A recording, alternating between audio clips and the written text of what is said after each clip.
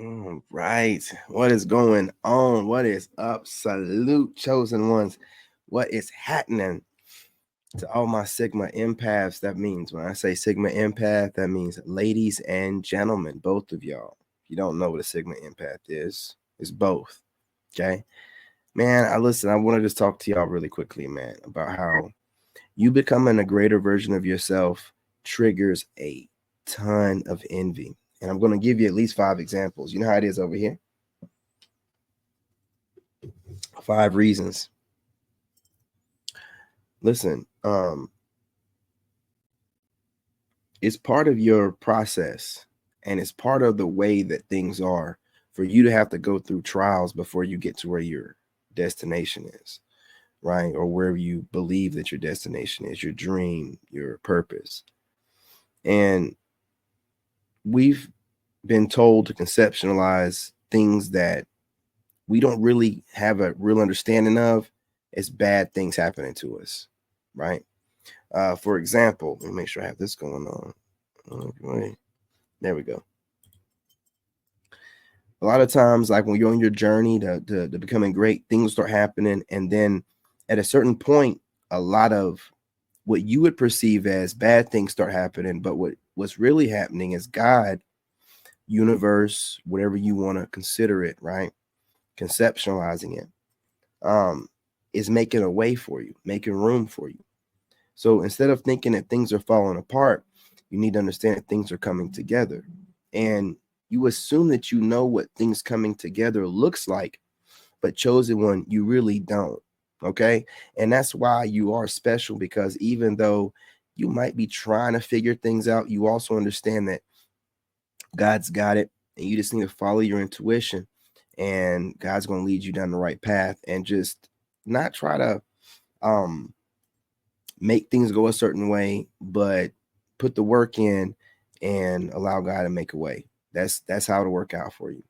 So a lot of people will project onto you while you're going through whatever you're going through. So even if you're not even thinking that it's something that is that serious to you, that is really like looking that bad, you'll have others project onto you and try to make it seem like, oh man, you're going through the worst thing possible. It's, you if you don't, that's just them projecting onto you what it looks like from the outside, from not just that, but their life experiences and how they perceive things and how they're perceiving you as an individual. So they don't even speak for anyone else but themselves.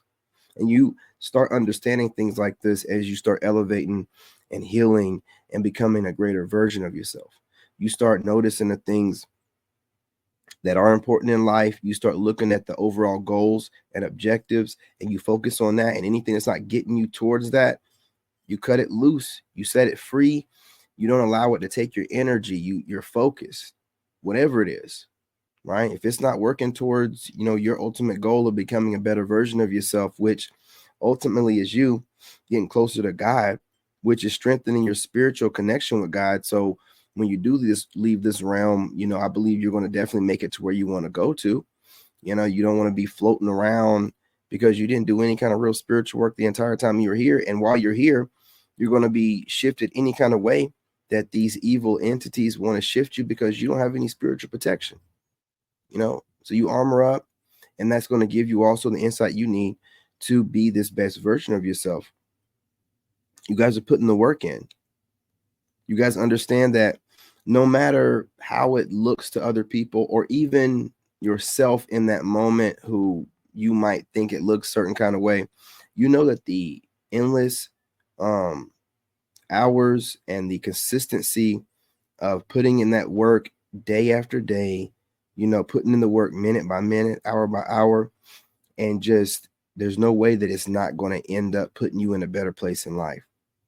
And when people see this endless potential, because you will endlessly put in the work that they're not willing to put a third of the work in, jealousy comes in. You know what I'm saying? Jealousy will come in, rear its ugly head, and it's deeper than jealousy, man. This is what I wanted to talk about with the secret competition. I believe that secret competition is worse than jealousy and envy, because someone is jealous, that's just a hater. Someone that's envious, that's a narcissist. That's somebody that wants to take you down and wants to do it from, close proximity. But someone that's in secret competition, they want a destiny swap. And if you don't know what destiny swapping is, that's when they just wear you like a suit and study your mannerisms, study your cadence, study how you move. And these parasites, they're doing it for monetary gain, but it's more than that, because what they pick up from you, they can use that in their regular life as well, even if they're doing it for work purposes. So these secret competition people, they feel like you're always supposed to be competing with someone, and that's because they don't have the connection to God that can drive them to want to be the best version of themselves. And if competition is needed, then they're only competing with their future potential. Because I used to say competing with the older version of myself, but I'm elevated so much now that I can see my future potential. So I'm competing with that. I'm competing with the not only endless possibilities, but greater versions of me that I know I'm going to achieve. And I'm competing with that. Like, how can I elevate myself to look, move, sound like I will be in 8 months from now, a year from now, 2 years from now. You know what I'm saying? And that's what I'm competing with. So I'm sure you're doing the same thing. And this energy can't be denied. For a while, they're going to try to ignore you, doing different forms of narcissistic attacks, which they love to do on chosen ones, like triangulation and ostracizing, acting like they don't see you while stealing parts of whatever you do. And then you're able to see them doing this and upgrading themselves but then acting like they're not doing anything. Like there's nothing going on there. Gaslighting you. This is something that a lot of people do, and it goes deep. These are traumas. It's the need to feel important through taking gifts from other people just to get recognized as someone that's that creative, just to for other people to be like patting them on the back and that a boy, and making them feel good. They need that external validation, so they just run around and steal whatever they can, so that people can be like, oh, you came up with that, oh, you did. They don't have it in them, and they can see that you have it endlessly, and you work towards it every day, even though you don't have to be even greater. And it just causes for them to definitely feel like I can't do what they do. I don't have it like that. So I'm just mad. I can't get at them. I can't troll them. I've tried it. I've tried to, irritate them. I can't do that. So the least I can do is compete with them. The least I can do is try to take what I can from them, make myself feel better, about the fact that I don't have that same level of creativity, drive, motivation, resilience, or consistency. Right? I don't want to hold y'all too long. I'm trying to keep these videos kind of short. What do y'all think, man? Do you think that secret competition is the ugliest form of one of these principalities, one of these demons? Because they're all demons: envy, jealousy, um, secret competition, aka destiny swapping.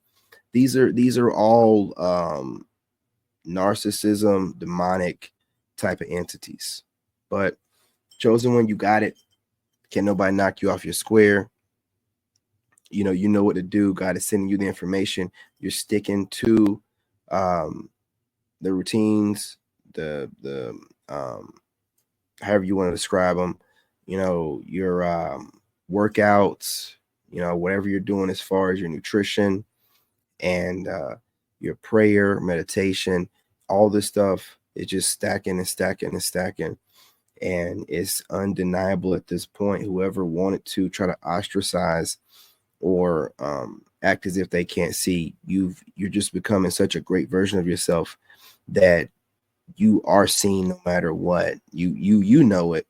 And trying to act like you are not seen is crazy.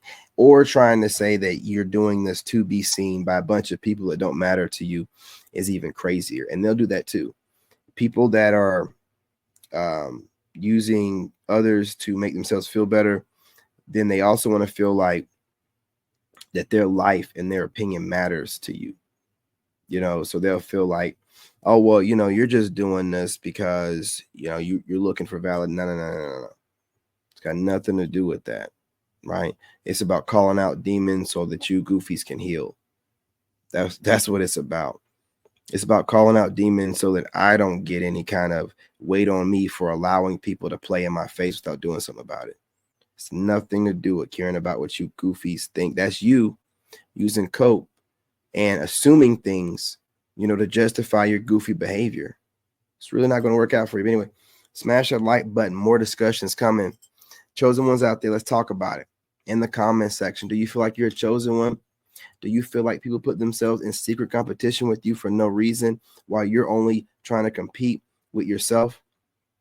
Whether it be a future version of yourself or an older version of yourself, depending on what level you are at your healing process. Do you feel the same? If you do, let's talk about it. Subscribe, join the tribe, hit the notification bell, hit that like button, share the video. I don't think I cussed at all. You guys support my growth, chosen one. Support my growth. Anyway, y'all, love y'all. I'm your brother, and I'm out. In this game, you gotta have that dog in you. Made in America.